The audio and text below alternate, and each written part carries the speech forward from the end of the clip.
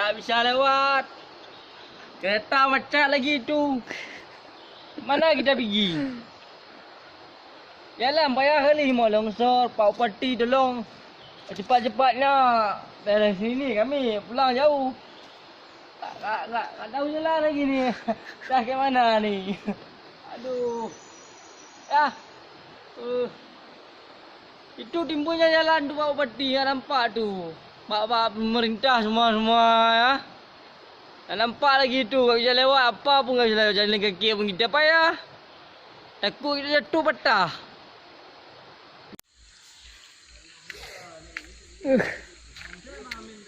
Bang Indra Amin.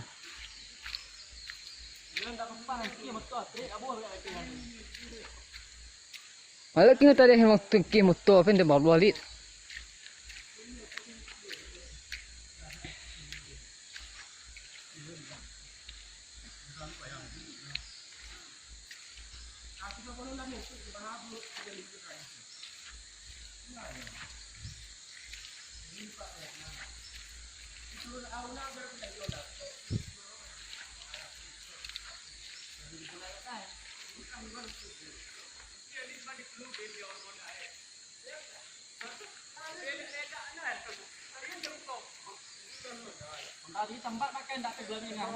Sampak pun kau penangin.